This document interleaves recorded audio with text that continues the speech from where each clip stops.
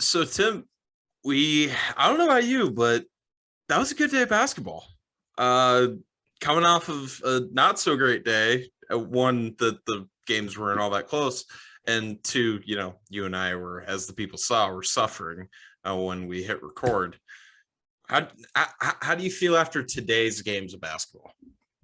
Yeah, it's a good reminder watching today's games that the NBA more than any other league is a star-driven league, and when you don't have one of the top 15 to 20 guys, it really matters.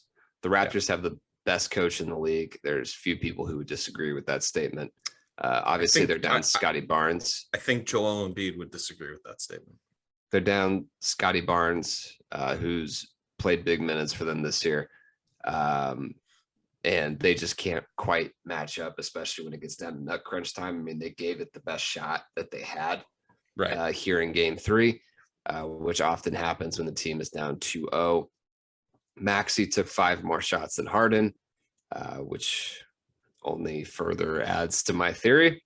Well, Harden was fouled out for a good amount at the end, but yes. So Maxey took 5 more shots than James Harden. Am I wrong? Am I wrong? Yeah. So Embiid hits the 3 at the end. It's going to be tough when he comes out as a second team and all NBA. It is. And second in MVP. So can I just ask, and NBA Twitter was losing their collective mind, including the lead podcast voice in NBA circles. What the hell was Philly doing at the end of that game, both at the end of regulation and OT? Like, Doc called a great timeout, had to, in order to salvage their possession there at the end. And then, of course, Embiid did Embiid things. He made an incredible shot. But they were this close to just back-to-back plays, just getting dog shit attempts. Like, was that the play? Like, what was going on? I don't know. I really don't have anything on that. I thought the Boston Brooklyn game was much weirder. Yes. Philly Toronto makes sense to me. I mean, Doc is going to do weird things. Doc's going to do Doc things. Toronto doesn't have much of an option but to try weird shit. Yeah. So yeah, I mean, game 3, if you're betting on these things, I think the Raptors had like a +4.5. So that'd have been really nice to have. But I think this is where we need to do like 20 minutes on if Nick Nurse is going to the Lakers. Is that, do I have that correct? That would be stupid because he's still under contract for next year and Toronto's not going to allow them to. But that doesn't matter. We haven't talked about the Lakers. We have to, right? I don't care. I don't want to. I don't talk about pitiful franchises named after Minnesota landmarks. Yeah. It's all right. It's always been. I only have enough room in my brain for playoff teams. Sorry about it. Sorry, Lakers. I mean, 20 teams fucking made it. I only have room for those 20. Congrats on being 21, I guess. I love you. Just disdain. You're just utter and complete disdain for the Lakers, their fans, the whole thing. And you lived out there. I did live out there, and it's funny because there's plenty of Lakers fans who are going to listen to this. Maybe, in fact, mostly Lakers fans that are going to listen to this. And I just enjoy the thought of them waking up in the morning and listening to the melodic sound of my voice crush their spirit. That's what gets me up in the morning. So fuck the Lakers. That and white collar crime, right?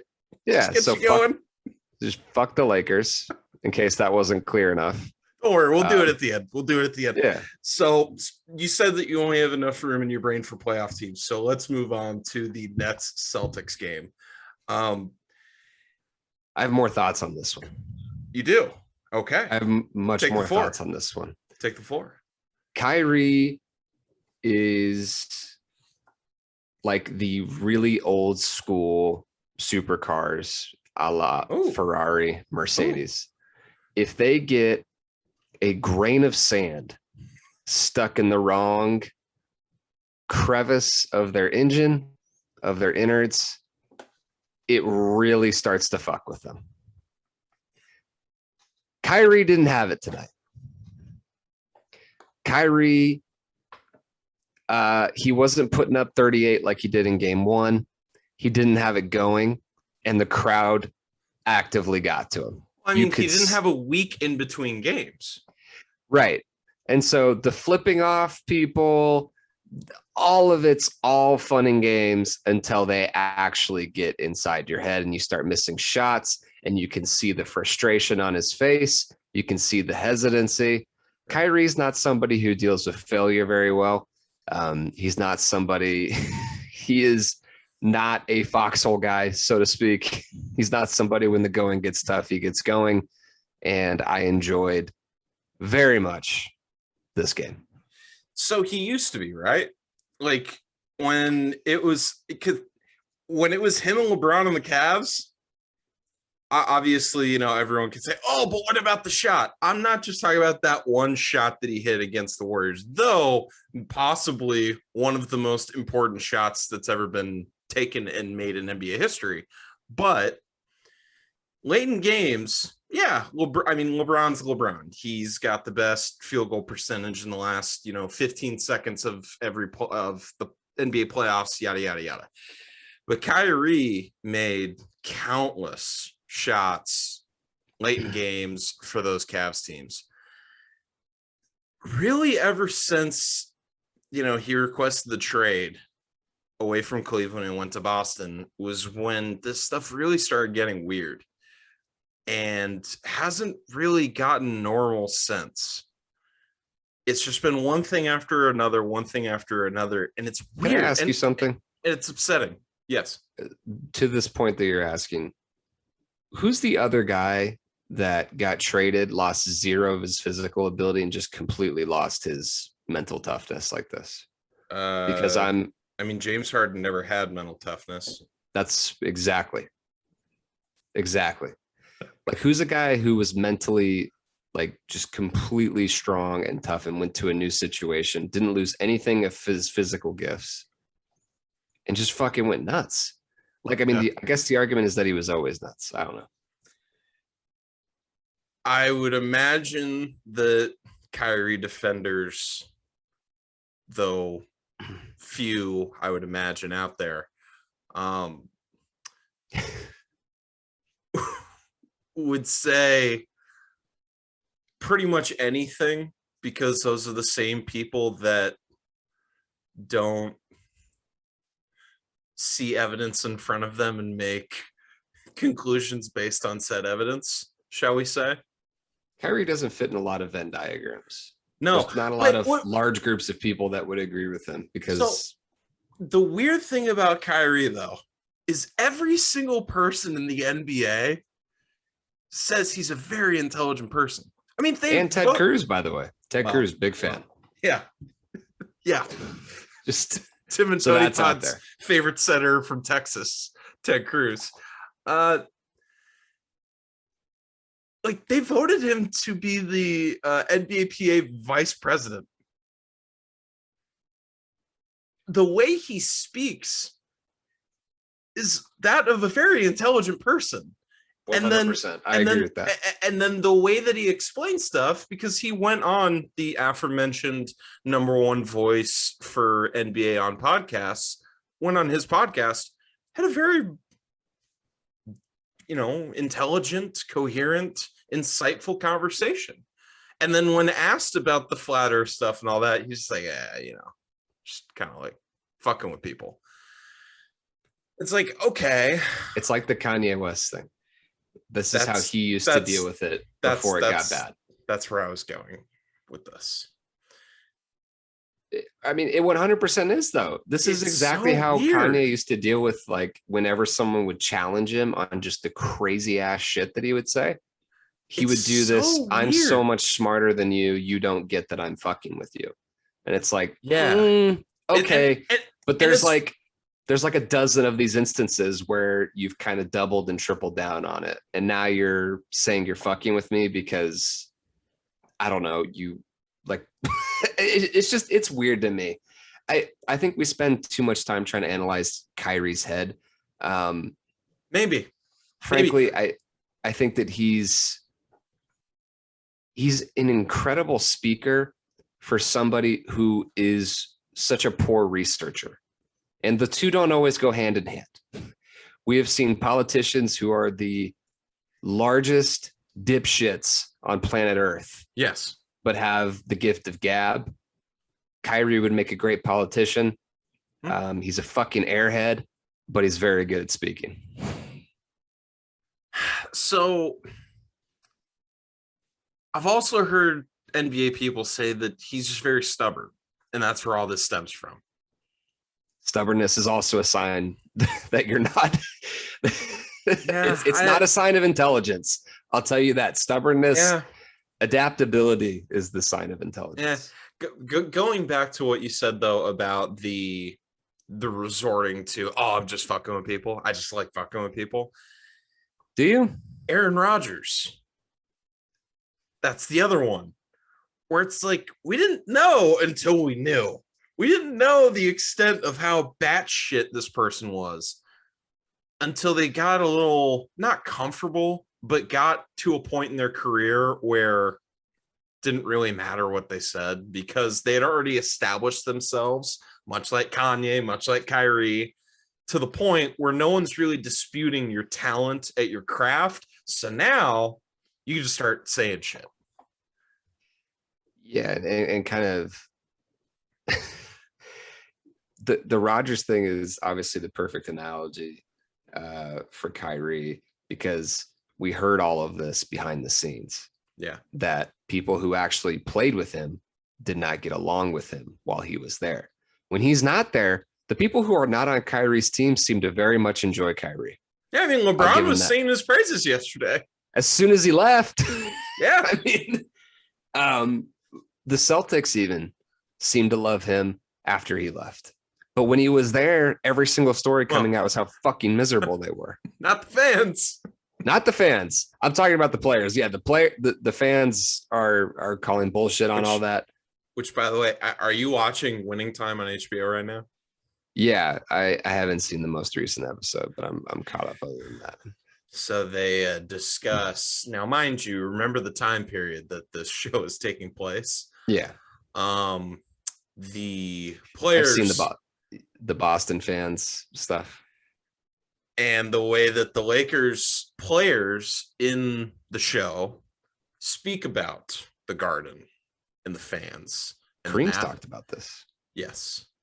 Kareem, Magic, they've all talked about how it was their least favorite. James Worthy, they've all talked about how Russell, famous Celtic, it's either their least favorite or their second least favorite to Utah place to play.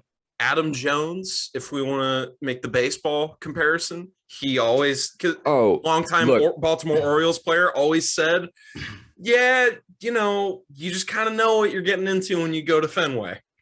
100%. And like, obviously there's a line that Boston fans notoriously cross. As long as the fans are heckling him within that line, I think it's funny and completely acceptable and hilarious. But he makes $40 million a year to play like a third of the games. Yeah. It's really hard but if they are crossing a line, obviously that is not okay. But if they're booing every time he touches the ball, I'm sorry. Looking at you, Baker Mayfield. It's just not that bad. Yeah. But obviously, I mean, he hasn't said it either. I mean, he hasn't said it that they've crossed the line yet. I mean, everyone's kind of assuming that they have, but he kind of did. Kind of did after game one. But on a positive note with Kyrie, I cannot imagine.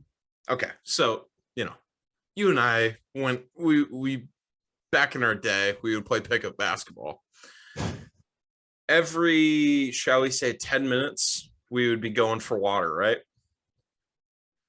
And we had eaten previously. And even then, exhausted the world-class athletes we are. I cannot imagine Kyrie having to play fasting during Ramadan. Like I don't get how he's able to do that. Obviously, he's not the first to do it. There's been plenty of other NBA players that have done it. Hakeem Olajuwon and Kareem Abdul-Jabbar being, two of the more successful players that have done it. But if you need proof that there's a very low number of human beings on planet Earth that can be professional basketball players if they put every single ounce of their effort into it, yeah, go watch the Kyrie balance video, because that's something that comes from work, but you have to have a natural gift and talent for it. Yeah. So yes, what Kyrie's doing is incredible, but it should go to tell every single fucking YMCA basketball player when they talk shit to the 14th guy on the bench, there is the Grand Canyon between you and them. And I'm talking about like since birth, what they were born with before they ever started working on it. There's the Grand Canyon. And then there's all the work that these guys put in. And then they're essentially professional athletes from the moment they step on an AAU court. Yes. And Kyrie and Kevin Durant are two of the best examples of that. They're both freaks. They're both absolute, like they were put on earth to do this very, very specific thing. Yeah. And they're two of the best in the world at it. So, my guys, after like halfway through the first quarter, he's going to eat for the first time since sun up and get some water, which it's just, he didn't have a good game. I didn't think Tatum played very well, by the way. No, he didn't. And we'll get to Tatum. We'll get Tatum to Tatum played very well. Because he had an awful first half. The Nets had a great first half. They shot 50% from three. Tatum, he didn't score his first bucket until a breakaway dunk with like a minute left. Then he hit a three. I believe he was 2 for 8 for the half. He was 0 for 6 up until the last minute. He had some bad turnovers with that weird dribbling shit that he's always struggled with, like his handle in traffic. Yeah. And it was just rearing its head again. Yeah. But then the Nets just couldn't buy a bucket. KD was not good. He just wasn't. He got a lot of his points from the line. He did not play well at all. I believe at one point he was 0 for 10 in the second half. It was just not very KD like, but conventional wisdom is going to say, well, it's this Boston #1 defensive efficiency in the league, or he just missed shots. He also, I think that his team kind of let him down a couple times. I mean, there was some times I'm saying that he was like getting the ball dumped off to him with like 0.5 on the shot clock. That happened like 3 different times. And I mean, that's obviously going to happen when you're in that role, but it seemed to be happening a lot more to him, where he was forcing shots that he normally wouldn't because of where the shot clock was and because of how long they took to get into their sets. Yeah. There was also a couple moments, sorry to harp on this Kyrie thing, but there was a couple moments where Kyrie did the thing where he creates the foul for the big guy because the big guy's coming over for the screen and he starts early and the big guy comes over earlier and knocks the guy down. Yeah. So this whole Steve Nash is one of my favorite players of all time. Oh boy. There's some weird shit with this Nets team that's starting to become kind of interesting. And I don't even know if these guys even give a shit about being coached or about receiving advice. I have no idea.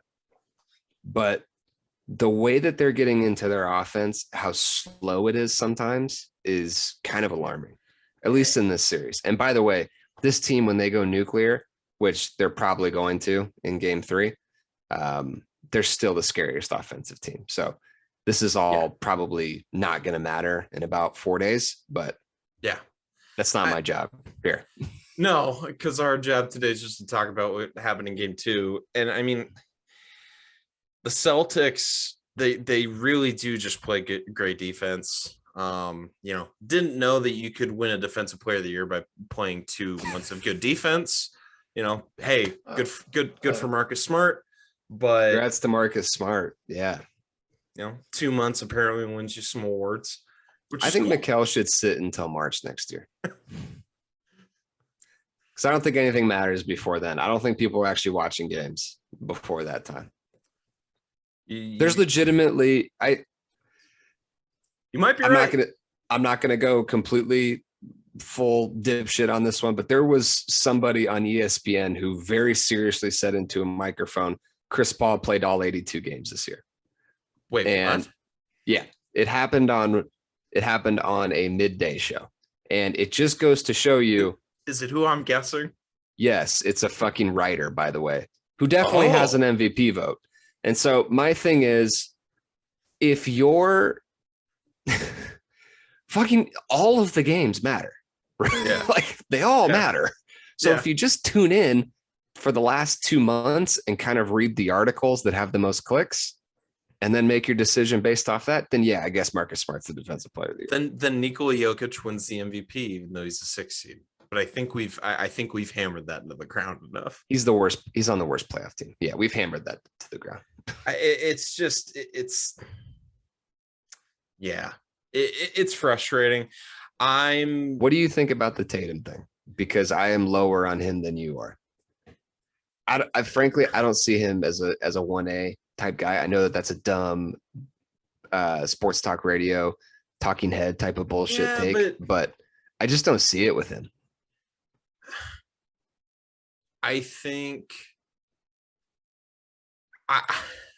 it's weird. The guys that I'm talking about when I say tier 1, they don't tend to have bad games. Now, I mean, Tatum ended up having a pretty good second half. Yeah, I that's think, why he was fun. Yeah, I think and he ended he had up a good with fourth 24. quarter. All that. Yeah, he had a good fourth quarter and all that. Yeah. So, maybe I'm harping on the first half a little bit too much. I don't know. But I don't know if any of those guys go almost half a game without having an offensive impact. I don't know. The difficult thing with Tatum is that they've gone far in the playoffs and he's been the best player on those teams.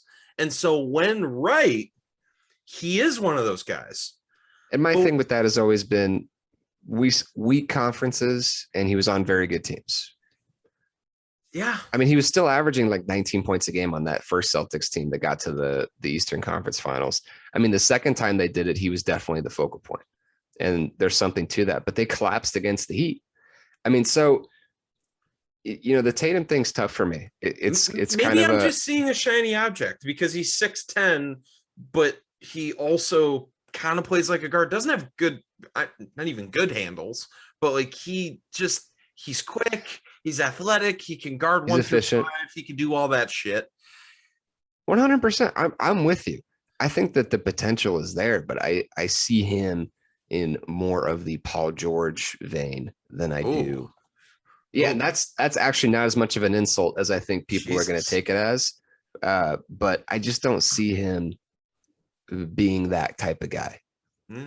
His personality is not that of that type of guy. And frankly, that kind of matters. This team has been rudderless with absolutely no leadership whatsoever until Udoka came in and just started yelling at everybody. And not a big Marcus Smart guy? No, because it can't come from people like Marcus Smart. I mean, like everybody knows this. Like the guy who's the 5th best at their job in your company can't be the one who's fucking telling everybody what to do. It just doesn't work. Right. But if the first guy is very passive, and I'm not talking passive aggressive like Kevin Durant, I'm talking like just completely passive, does not say a fucking word while he's out there. Yeah. This is always the thing with Duncan to me, is that obviously Duncan's. I still thought you were going to go to Kawhi. Duncan's one of the greatest winners of all time but he also had people around him who could take up that vocal mantle from him. And Kawhi, when he's been on teams that have won, have been on teams like that.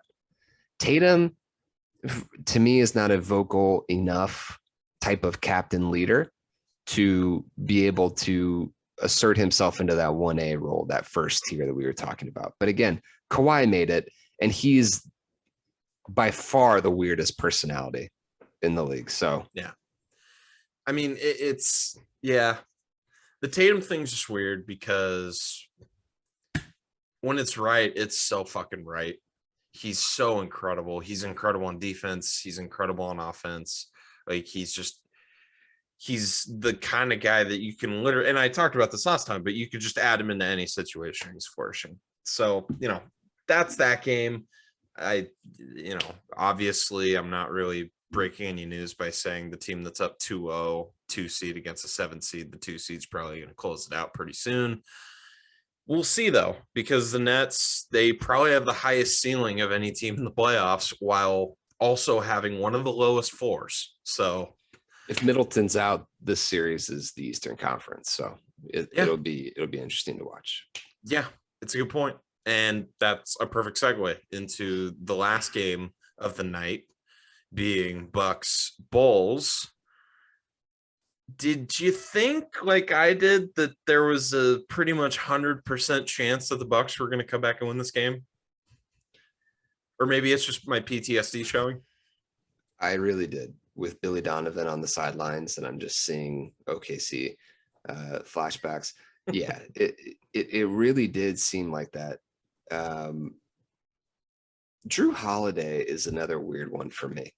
I haven't had someone like him in my life in a long time, where you just see it all there, but there's so many fucking frustrating moments with him.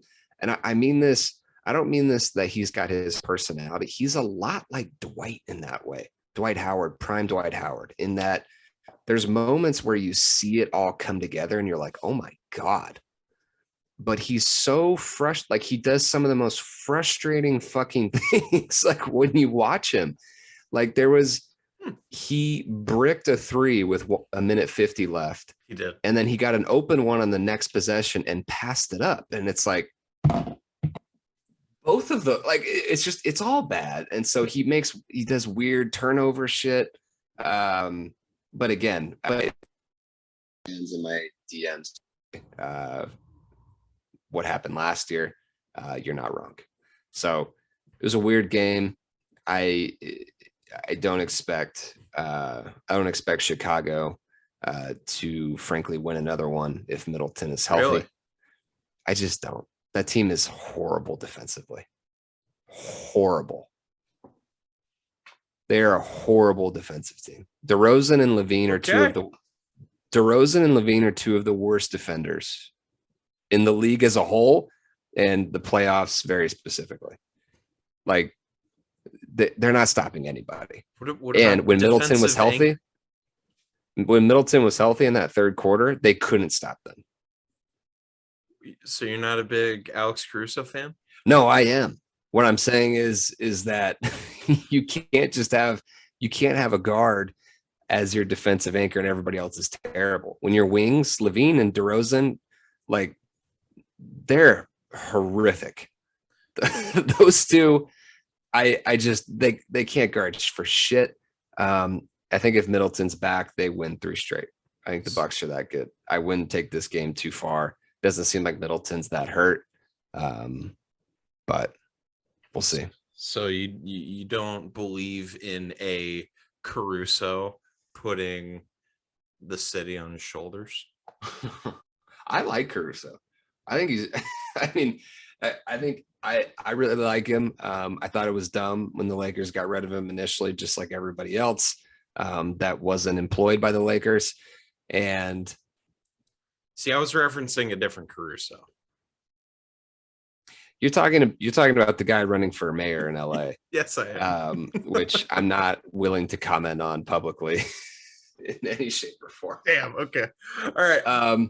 But yeah, I think Chicago's pretty far inferior to them. Lonzo is like MIA still. God, I wish he was playing. God, I wish he was playing. Which is just, it bums me out. It bums me out. I think this series would be a lot different if Lonzo was there, which obviously, hot take, let's make sure to cut this little bit of video out. A team having one of their starters would really help them, especially defensively. Right. But Lonzo specifically, he's so fun to watch. Imagine if the Lakers kept him. Well, and they got fined.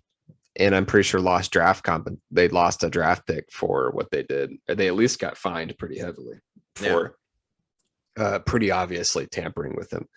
I mean, when you get like fine for tampering in the NBA. It's like getting popped with a fine for steroids in the NFL. It's like you must have really fucking tried. You must have really gone over the top Yeah. to actually run afoul. Or say get popped for steroid use in the NBA or masking is- agents for NBA for steroids in the NBA. We're just trying to bring your value down, Aiden. we're just trying to get a value play this offseason.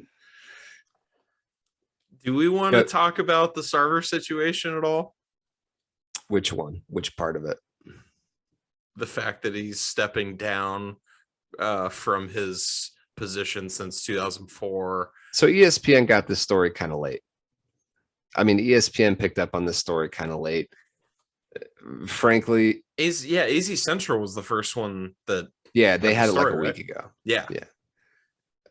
Frankly, I know this isn't an entertaining approach on a podcast. I don't think it means anything. I think if Oh, with that's that, disappointing. I think when you're that rich and you have that kind of responsibility, I think in your older age, you start to want to enjoy it more. I can't imagine See, being on the board of a bank is that great. Because by the way, like kicking a board member off or whatever, like they would have just done the vote. but see, okay. I here's don't see thing. the purpose to do it behind closed doors. Because I don't, they're public- who does that benefit? the shareholders. It's a publicly traded company. That's the reason why. That's the reason why he's. I don't see that. It. If I can get Kyrie on the phone, we can start talking about conspiracy theories on this one. Because I got all type. Charlie Day. I got the whole cork board behind me with all the different arrows pointing every which way. I've got it in my head because I want Robert Sarver to be gone. I want him to be out of my life for the rest of my existence on this earth. I'm hoping that he is stepping down preemptively because he still has a just shitload of stock in this company, and he doesn't want the findings of the NBA investigation to come out and negatively impact the stock. That's what I'm hoping. Yeah, and by the way, Western Alliance Public Bank is not a publicly traded bank. Just so that we have that correct. I thought it was. No, then that was the first. It's not. Look it up. Western Alliance is not a publicly traded company.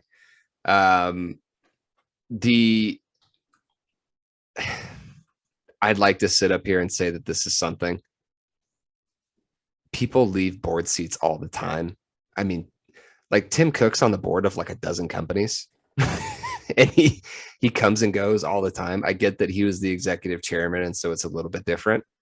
But I mean, I hate to do this on a podcast, but the stock's currently trading at $78 a share. Western Alliance Bank Corporation.com. There is no public market for our shares. We are a privately held company. Hey, I don't know. Google's telling me something different. I don't know, man. But regardless of the fact, I'm hoping Robert Sarver's out of my life. I'm hoping that this is a precursor to that. So we'll see. We'll see what happens. You got any other thoughts about today's NBA coverage, Tim? Zero. Wonderful. We got it all out. As I have made very, very obvious on Twitter, the Devin Booker news could be worse, could be better. He's not going to be playing for the next two games at least, or I should say it's unlikely that he's playing the next two games. There's no timetable for his return. He's not playing the next. And we're getting updated as appropriate. So I don't feel any better or any worse than I did as of recording yesterday. I felt pretty shitty yesterday, and I still feel that way.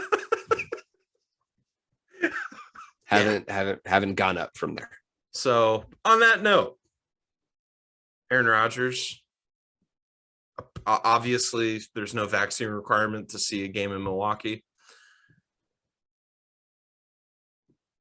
Kyrie Irving, Robert Sarver, and Ted Cruz. please go fuck yourself. Elvis Monroe, please play us out. One day, someday, fiction girl. She's my one day, someday. She's my one day, someday. Gotta have her, gonna call her baby. One day, someday. She's gonna call me baby, gonna have a family. I can see it in her eyes. Our future's so bright. Gonna wake up by your side. One day, someday.